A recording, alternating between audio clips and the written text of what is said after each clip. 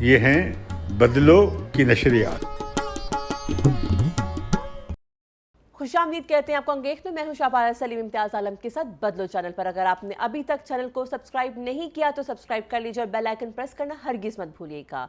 गुज़श्ता रोज़ होने वाले कराची बल्दिया के इंतखाब हल्का 249 में जो है वो पीपल्स पार्टी इलेक्शन जीत गई, जबकि नून लीग जो है वो सिर्फ 683 वोटों के साथ हार गई। इंटरेस्टिंगली एमक्यूएम जो है छठे नंबर पर है और जबकि टीएलपी जो है वो तीसरे नंबर पर वोट हासिल करने वाली पार्टी बन के उभरी है। आवाम का टर्नआउट बहुत कम रहा है गुज़श्ता इलेक्शन के मुकाबले में। लोग अंदाज़ा लगा रहे हैं कि शायद रमज़ान के बाइस और वर्किंग डे होने के बाइस जो है आवाम नहीं आ पाए, लेकिन इसके साथ साथ ये भी सवाल उठाया जा रहा है कि क्या सूरत हाल है और ऐसा क्यों हुआ और ये किस बात की जानिब जो है वो निशानदेही करती हैं। तमाम पार्टियां जो हैं वो अपने आप को फातेह करार दे रही। कम से कम 4 पार्टियों ने तो जीतने की जो है वो दावा दायर किया है। उसके साथ साथ जो है वो इंतखाबात के अमल पर जो है वो काफ़ी हद तक एतराज़ात भी उठाए हैं। अब दिलचस्प बात यह है कि PMLN की जो है मरीम औरंगज़ेब और पीपल्स पार्टी के जो है सईद गनी के दरमियान होने वाले तल्ख और तुंद जो है जुमलों के तबादले के बाद सवाल उठाया जा रहा है कि ये एक अलग इंतशार है और उससे हम क्या उम्मीद कर सकते हैं। इम्तियाज़ आप क्या कहना चाहेंगे? देखिए, एक तो ये है कि ये कोई बहुत बड़ा इलेक्शन नहीं था, किसी पार्टी की बड़ी स्टेक्स नहीं थी स्वाय पीटीआई के, जिसने ये सीट छोड़ी। और इस सीट पे पिछले इलेक्शन में ये वावड़ा और शहबाज शरीफ साहब के दरमियान मुकाबला बिल्कुल हुआ था। उस वक्त मुझे याद है कि शहबाज शरीफ साहब की काफ़ी ये मशहूरी थी और कि बड़े डोर हैं और हाँ कराची में लोगों के लिए उनकी अट्रैक्शन थी और बड़ा हाई प्रोफाइल इलेक्शन बन गया दो मेन कैंडिडेट्स के दरमियान। उसके बाद वावड़ा इस हल्के में गए ही नहीं। बिल्कुल ठीक। जो 2-3 सर्वे आए हैं उसमें वो लोग अक्सरियत जानती नहीं। अच्छा, वो हमारे एमएनए होते हैं। ये वही साहब है जो जब चीनी वहाँ पे कौंसलेट पे हमला हुआ था तो बंदूक लगा के मोटरसाइकिल पे बैठ कर वहाँ इस तरह के वो ड्रामे करते हैं। वो जूती रख के बैठ गए थे, एक प्रोग्राम में फौजी बूट रख के बैठ गए थे। तो ये हल्का जो है ये बड़ा मिक्स सा हल्का है नस्लियाती एतबार से। ये इसमें कुछ तब्दीली भी आई हैं 2018 के बाद, लेकिन ये पीपल्स पार्टी इस हल्के में 1988 में जीती थी। ठीक। और अमीर हैदर काज़मी जो कि बड़े प्रोग्रेसिव लीडर थे पीपल्स पार्टी के और एनएसएफ के लीडर भी थे, वो यहाँ से इलेक्ट हुए थे और बाद का बेनज़ीर ने उन्हें वज़ीर सेहत भी बनाया था। ठीक। अब उनके भाई मसूर हैदर भी वहाँ एक्टिव थे।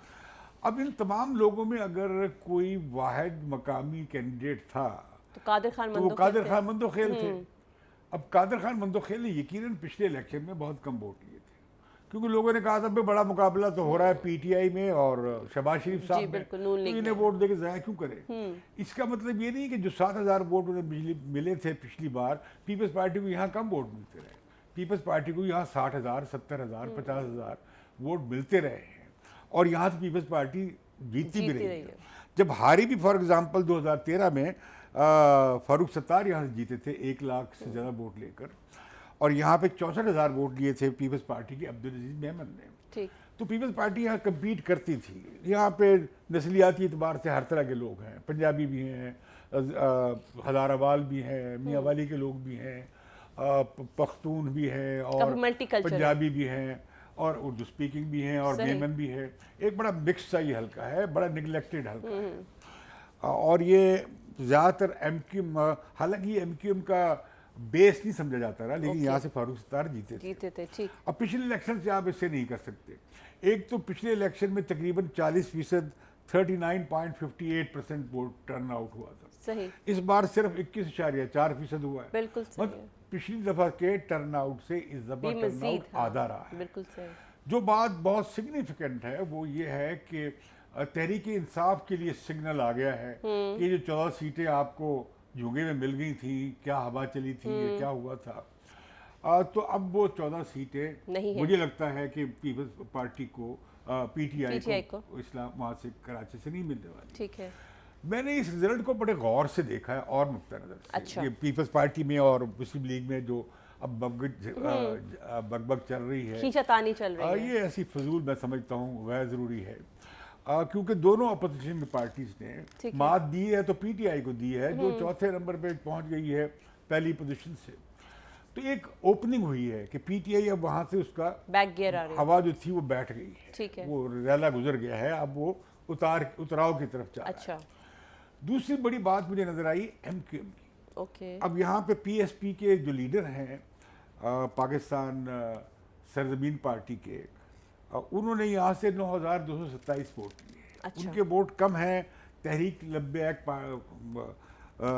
पाकिस्तान से भी और पीटीआई से भी, और एमक्यूएम ने 7,511 वोट लिए हैं।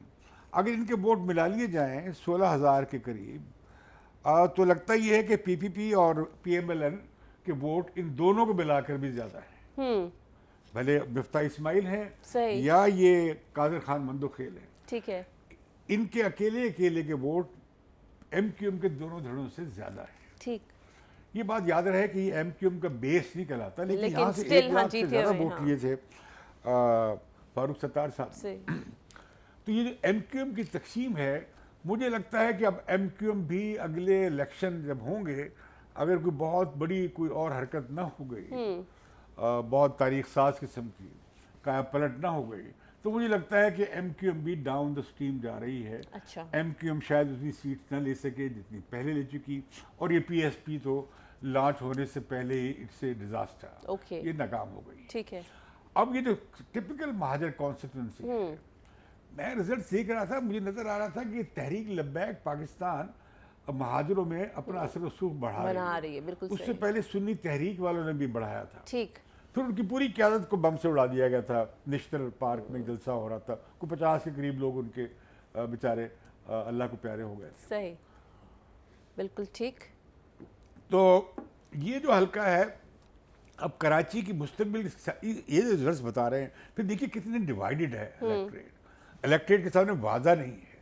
यकीनन ये इलेक्शन करवाना ठीक नहीं था। रमजान शरीफ में 10 दिन आप इंतजार कर लेते और छुट्टी वाले दिन करते, कोरोना का भी ख़तरा था, लोग डरे हुए थे, और तो लिहाजा टर्न आउट बहुत कम रहा है। अब लगता मुझे ये है कि पीपल्स पार्टी ने मेहनत की है इस पर, ओके, और ये जो कादर खान मंदोखेल हैं, ये चूंकि मकामी है, ये लोगों के काम भी करवा रहे थे। ये लोकल काम होते हैं, पुलिस के, थाने के, अदालत के, कुछ छोटी मोटी नौकरी हैं, छोटे मोटे काम, वो डेवलपमेंट भी वहाँ वो कुछ करवा रहे थे, कोई पानी का भी, कुछ सड़कों का भी, कुछ सिलसिला वो कर रहे थे। मतलब वो इंटैक्ट थे, लोगों के साथ जुड़े हुए थे। बाबर साहब के मुकाबले में तो बिल्कुल। मुझे लगता है कि मिफ्ता इस्माइल का जो नारा था, ये बड़े समझदार आदमी हैं, पढ़े लिखे हैं, बड़े अच्छे ये फाइनेंस जानते हैं, बड़ी आज़ाद मंडी के सब बहुत हामियों में से हैं, IMF के बड़े हामियों में से हैं। पता नहीं क्यों क्रिटिसाइज करते हैं IMF को। अच्छा, तो ये मिफ्ता इस्माइल साहब ने वहाँ पे पानी का नारा लगा दिया, बिल्कुल सही है, बड़ा सही नारा लगाया, और वो लोगों की नब्ज पे उन्होंने हाथ रखा है। महीने में कहते हैं 2 बार पानी मिलता है, और इससे ज़्यादा बुरी हालत क्या हो। बिल्कुल ठीक। तो लेकिन वो लोगों के गले में पड़ गया उनके मिफ्ता साहब के, क्योंकि लोगों को ये पता है अगर पानी को दे सकती है तो वो तो देगी सूबाई हुकूमत या मकामी हुकूमत। अब ये भी बात दिलचस्प है कि ये जो पीटीआई की जो इतनी बुरी शिकस्त हुई है, लोकल पीटीआई के MP खिलाफ था कि जो आफरीदी साहब को टिकट दिया गया। अच्छा, उन्होंने कहा ये नहीं होना चाहिए। ओके, उन्होंने इसकी हमायत नहीं की पीटीआई के कैंडिडेट की। दूसरी बड़ी अहम बात ये हुई है कि इनका सूबाई MP भी वहाँ का है, और इनकी KMC भी में भी इनकी वहाँ की लोकल गवर्नमेंट भी है इनके पास। सही। तो पीटीआई की परफॉर्मेंस बहुत बुरी रही है। ये स्वाय गाली गलूज करने के आकर टेलीविजन पे अपोजिशन को बुरा भला कहने के कोई काम नहीं है। सोशल मीडिया पे अपने हल्कों में जाते, ये ऐसे ही पता नहीं किस किस्म के टाइप के लोग थे जिन्हें मौका मिल गया और ये सियासतदान बन गए, और सही, जैसे ये वाड़ा साहब किस तरह के हैं। ठीक। तो लिहाजा मैं समझता हूँ कि ये जो कोई बड़ा फर्क नहीं है मिफ्ता इस्माइल की और नवाज अली और PPP की वोटों में। 683 कम वोट पड़े हैं, और मैं समझता हूँ बड़ा अच्छा परफॉर्म किया है मिफ्ता साहब ने। अच्छा, अब इतना नैरो डिफरेंस है, इस पर आप दावा कर सकते हैं जी धांधली हुई, लेकिन अगर धांधली होनी होती तो ज़्यादा होती। लेकिन कोई मुझे जो इलेक्शन कमीशन की साइट पे मैं देख रहा हूँ, वो पूरे के पूरे फॉर्म मौजूद हैं। दे नो श्योरिटी कि क्लियर सही प्रॉपर इलेक्शन अच्छा, हुआ है। तो आप देख लीजिए जो रिजल्ट वेबसाइट पे दिया गया उसमें पूरी ब्रेकअप दिया होगा हर एक कैंडिडेट्स का। 30 तो उम्मीदवार थे, उन्हें कैलकुलेट करना कौन सा साल था। लेकिन इलेक्शन के हवाले से बड़े अहम सवाल उठे हैं और फौरन मैदान में उतरे हैं बिलावल। नहीं, ये हमारे फवाद चौधरी साहब। तो इससे पता लगा, बात भी दुरुस्त है, अगर मुस्लिम लीग नवाज को एतबार नहीं है पीपल्स पार्टी की हुकूमत में होने वाले एक हलके पे, तो पीटीआई को कैसे? तो पीपल्स पार्टी को कैसे होगा अगर मुस्लिम लीग इलेक्शन करवा रही होगी या उसकी हुकूमत में हो रहा होगा। सही। तो मतलब क्या हुआ, अब आप पाकिस्तान में कोई चारों के चारों उम्मीदवारों ने क्लेम कर दिया है, बड़े वो पांचवें ने भी किया हुआ है जो सबसे ज्यादा, तो उन्होंने कहा कि मेरे पास सारे मौजूद हैं और मैं हार गया हूँ, पीएसपी के जो लीडर हैं। ठीक। तो जब ये सूरत होगी तो सारे इलेक्टोरल प्रोसेस पे सवाल उठ जाएंगे। सही। और कोई यकीनन इसमें नजर आया है कि कितनी बुरी कारकर्दगी रही है कि आप, मैं सुबह 3 बजे तक इलेक्शन के फाइनल रिजल्ट्स को देखता रहा, लेकिन 203 तक पहुंचा, उसके बाद फिर मैं सो गया। मैंने कहा अब मजीद बर्दाश्त नहीं हो सकता। सही। लेकिन ये जिस तरह की ये क्या नाम है, ये डस्का 2 और ये फलां और काफी सीट डिबेट नहीं देंगे थी। और फलां नहीं करने देंगे, एक सीट पे आप अपोजिशन वाले इस तरह लड़ रहे हैं बजाय इसके कि सेलिब्रेट करते हैं। पीपल्स पार्टी ने सेंसिबल जवाब दिया कि हमें सेलिब्रेट करनी चाहिए पीटीआई की डिफीट को कि दोनों जमातें जीती हैं, पहले और दूसरे नंबर पे आ गई। लेकिन इससे जाहिर होता है कि इन पार्टियों में आपस में कितना फुकदार की कमी है, इनमें इत्तेफाक नहीं है, इनमें एतमाद कितना।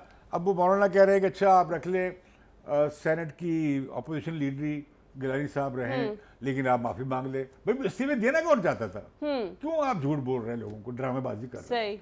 आप इलेक्शन में हिस्सा भी लेना चाहते हैं, इस्तीफे भी देना चाहते हैं। आप कह रहे हैं 5 साल हुकूमत रहे इमरान खान करें, और आप कहते हैं हम तो इन्हें एक रोज देखना नहीं चाहते।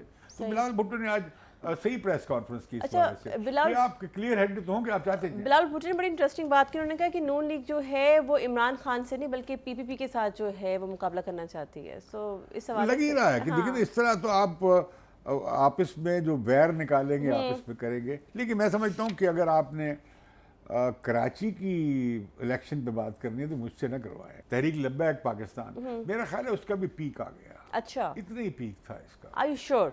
मेरा ख्याल है कि अगर इस बोर्ड को डबल भी कर ले टीएलपी के, वो 22,000 हो जाएंगे, फिर भी बहुत है। ओके। और ये तहरीक लब्बैक पाकिस्तान इसके बावजूद की बैंड है, क्योंकि इलेक्शन कमीशन तो बैन नहीं हुई। सही। इसे हुकूमत ने, मेरा ख्याल है कि उन्हें आज सुनवाई होने जा रही है, तो लगता ये है कि मौका यही है कि उन्हें उनसे वापस ले लेंगे बंदिश।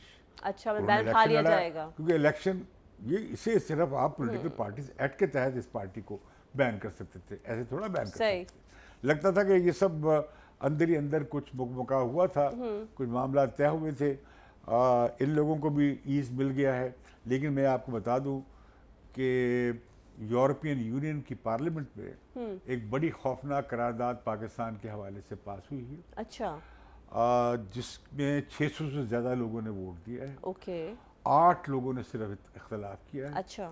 मतलब ओवरवेलमिंग मेजॉरिटी ने, मतलब तकरीबन सारी पार्लियामेंट 100% बिल्कुल सही है, ने रेजोल्यूशन पास किया। बड़ा सख्त रेजोल्यूशन है वो, है भी पाकिस्तान में ब्लास्फेमी लॉज के हवाले से, ब्लास्फेमी के केसेस के हवाले से, पाकिस्तान में सहाफत की आज़ादी को रोकने के, मजबूर करने के हवाले से, आज़ादी इजहार पर बंदिशों के हवाले से।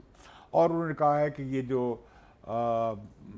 हमने फैसिलिटी दी हुई है GSP प्लस की, ये आप रिव्यू करें। अच्छा। और वापस लें, इसका दोबारा रिव्यू होना चाहिए। इसका मामला उन्होंने कमीशन को भेज दिया। ओह, अच्छा। और उसमें उन्होंने ये भी कहा है कि जिस तरह फ्रांस के बारे में और फ्रांस के सफारतों का जो रवैया रखा हुआ है, हाँ, जो रवैया अख्तियार किया गया वो बड़ी सीरियस है। तो हम जो इस बात की निशानदेही कर रहे थे कि बड़ी ख़तरनाक बात होगी, पूरी आप फ्रांस को करेंगे छेड़ेंगे तो पूरी यूरोपियन यूनियन आपके खिलाफ खड़ी हो जाएगी। और आपने देख लिया कि यूरोपियन यूनियन ने, उनकी पार्लियामेंट ने एक खौफनाक किस्म का रेजोल्यूशन पास किया सही है। और पाकिस्तान को इस पर होशियार होना चाहिए। पाकिस्तान इस वक्त जो इकोनॉमिकली जो है इसको नहीं सस्टेन कर पाएगा। अच्छा, इस पहले मैं इजाज़त लूँ, मुझे एक चीज़ बताइएगा कि हम जैसे हमने देखा है कि नून लीग और पीपल्स पार्टी के दरमियान मुख्तलिफ मौक़ों पर जो है वो आपस में इख्तिलाफ दिखाई देता है और दोनों पार्टी जो इक़्तिदार हासिल करना चाहती है। आपको लगता है कि इस सारे ओपन आज की जो प्रेस कॉन्फ्रेंस हुई बिलावल भुट्टो की और जिस तरह से नून लीग ने कहा है कि धांधली हुई है, ये PDM दोबारा रिवाइव होती दिखाई देती है? ये सब करते रहेंगे इस तरह की अच्छा, उल्टी सीधी हरकतें एक दूसरे के साथ, छोटी छोटी बातों में लड़ती भी रहेंगे। That shows lack of maturity. पर इट वोंट सर्व और देम मेरा एनी ख्याल गुड। ये कि ये इकट्ठे हो जाएंगे फिर। अच्छा, इनकी ओके। ज़रूरत है, ये इस तरह ही करते रहेंगे, इकट्ठे भी होंगे, एक दूसरे को काटते भी रहेंगे। ओके, ये कैरेक्टर हमारी पॉलिटिक्स का क्या कर। ये फजलुर रहमान ने कौमी हुकूमत की बात कहाँ से कर दी? आप बताइए, आप क्या कहते हैं? और उसमें वो कह रहे हैं कि PDM का उसमें हिस्सा ज़्यादा होगा। ये नेशनल गवर्नमेंट कहाँ से आ गई? तो ये कोई नया प्रपोजल है, नया इनिशिएटिव है? इशारा है कहीं? पता नहीं मुझे, आई डोंट नो। ये अचानक ये कौमी हुकूमत कहाँ से आ गई? क्योंकि ये तो फौरन इंतखाबात चाहते थे, इमरान खान की हुकूमत को गिराना चाहते थे, ये तो धरना देना चाहते थे, ये तो सारे रिजाइन दे के घर जाना चाहते थे और हुकूमत को उल्टाना चाहते थे। ये कौमी हुकूमत कहाँ से आ गई?